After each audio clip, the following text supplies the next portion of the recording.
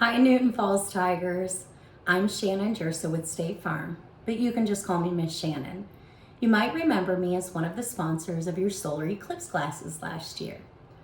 I'm here as part of the One Book, One School program, and I'm going to be reading to you Chapter 9 from Charlie Bumpers versus the Teacher of the Year.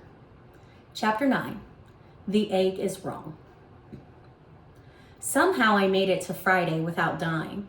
When I got to school that morning, I saw that Mrs. Burke had hung up a sign in the hallway with these words printed on it: "Our favorite books."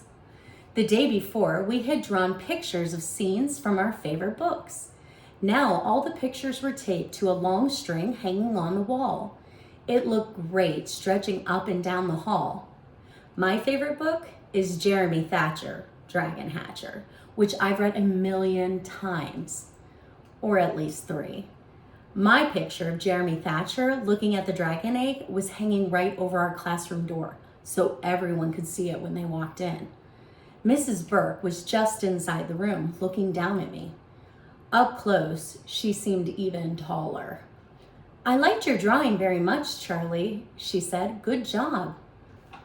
I was speechless. Mrs. Burke had said something nice? About me? Some other kids told me they thought the picture was cool too.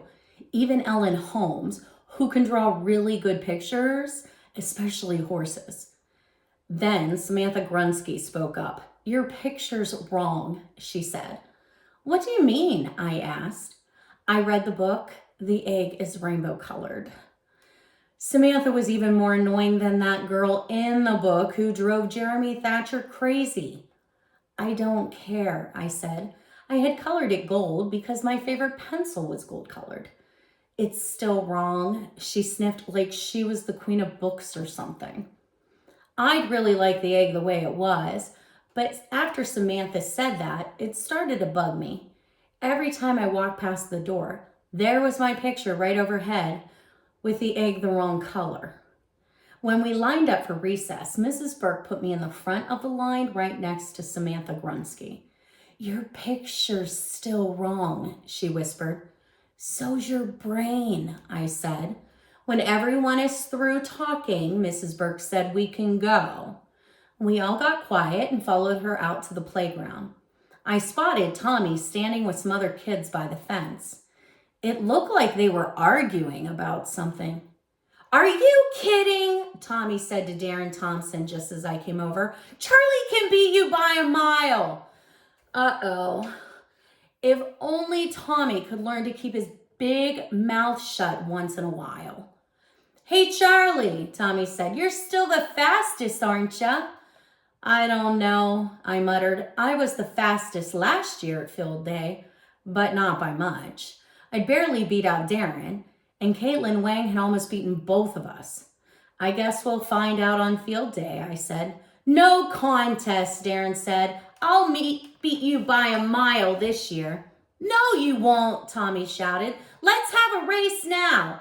I looked at Tommy like he was crazy. Why does he always blurt out stuff without thinking? Even if I did beat Darren, he'd probably just give me a wedgie again. By now, other kids were all chanting, "Let's have a race! Let's have a race!" I didn't feel like racing. I couldn't stop thinking about dumb Samantha Grunsky and the wrong colored dragon egg. "Not now," I said, heading back towards the school. "I have to do something inside." "Chicken!" Darren said. "That's not it," I yelled back. "Buck, buck, buck, buck, ah!" Darren said, flapping his arms like chicken wings. "Come on, Charlie," Tommy pleaded. "I know you can beat him." I kept walking. That dragon egg picture was on my mind, and I had to take care of it now. I was almost to the door when I heard someone on the playground yelling my name. I stopped. Brady, the first grader with the funny voice, was running toward me. "Charlie!" He was still yelling, even though he was only a few feet away. "I can't get my jacket unzipped." I looked around. There were teachers all over the place. But Brady just stood there staring up at me with his big eyes. I got down on my knees and unzipped his jacket. "Wait," I said as he turned to go. "Your shoelaces are untied again."